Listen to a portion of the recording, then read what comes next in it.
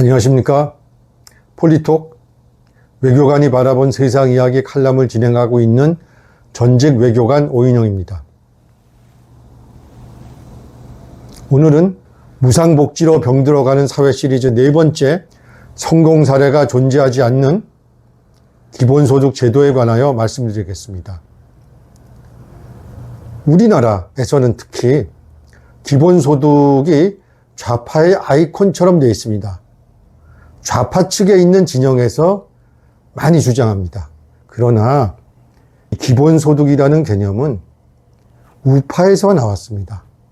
미국의 대표적인 자유주의 경제학자 시카고 대학의 밀턴 프리드만 교수는 1962년 그의 저서 자본주의와 자유에서 처음으로 기본소득을 주장하였습니다.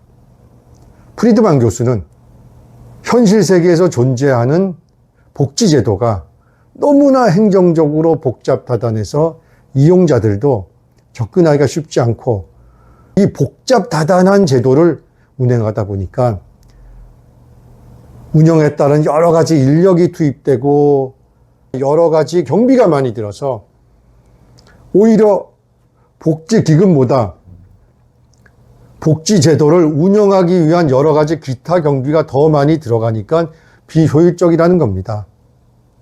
그래서 모든 복지제도를 없애고 기본소득제를 단일화하면 오히려 행정적으로 처리하기도 쉽고 경비도 최소화할 수 있고 기존의 복잡다단한 복지제도를 운영하기 위해서 들어가는 막대한 경비를 순수한 복지기금으로 활용할 수 있다는 생각에서 제안하게 되었습니다.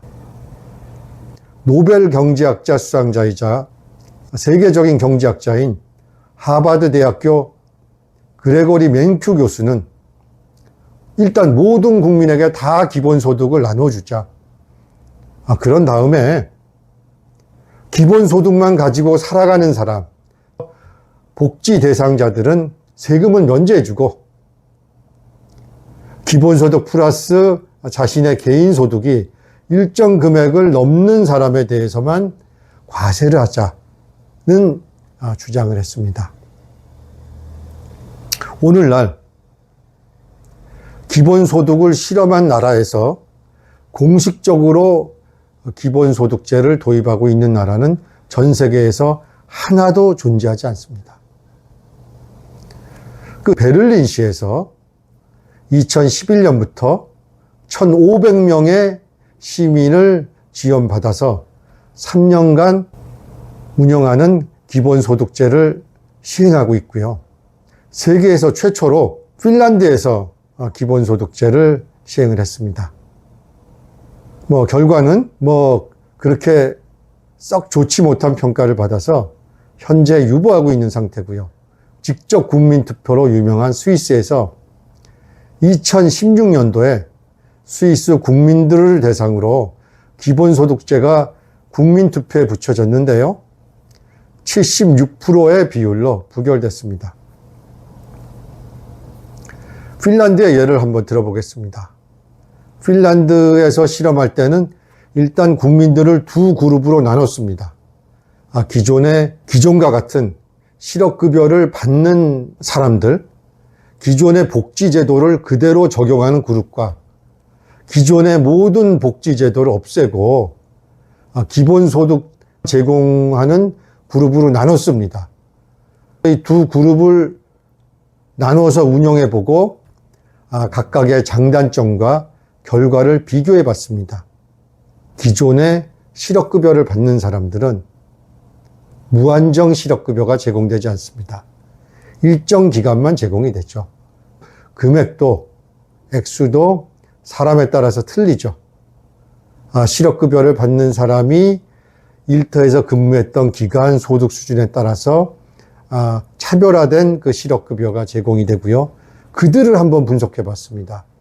그 실업급여를 받는 사람들은 기한이 정해져 있다 보니까 그 기한 내에서 직업훈련을 받고 공부도 하고 새로운 직장을 찾으려는 노력을 보였습니다.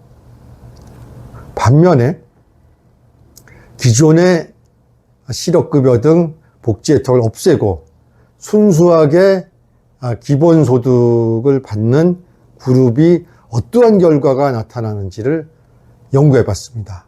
기한이 정해져 있지 않고 무한정 제공되는 것이 기본소득이다 보니까 기본소득을 받는 사람들은 심리적으로 굉장히 안정성을 보였다는 결과가 나왔습니다. 그러나 문제는 그 다음에 있습니다.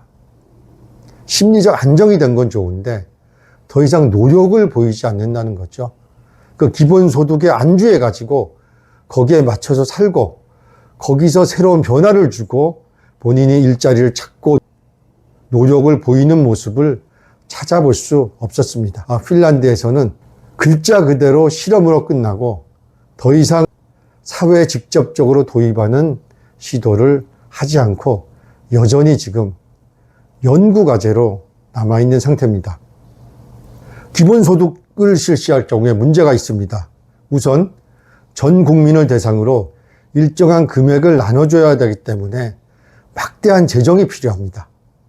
그리고 일회성이 아니라 기한이 없이 모든 국민을 대상으로 무기한적으로 돈을 나눠줘야 되기 때문에 막대한 국가 재정이 필요하고 국가 부채가 급증하는 것을 막을 수 없습니다. 즉, 지속 가능하지 않다는데 문제가 있습니다. 아울러 기본소득을 실시할 경우에 기본소득을 벗어나려고 하는 사람들이 많지 않습니다. 이미 핀란드에서 나타난 현상입니다. 기본소득에 안주해버리니까 기본소득을 나눠줘야 될 사람들은 계속해서 있는데 기본소득을 나눠주기 위해서 세금을 내고 세수를 증대하는 사람들 숫자는 적어지기 때문에 기본소득을 유지할 수 있는 재정 확보가 어렵게 됩니다.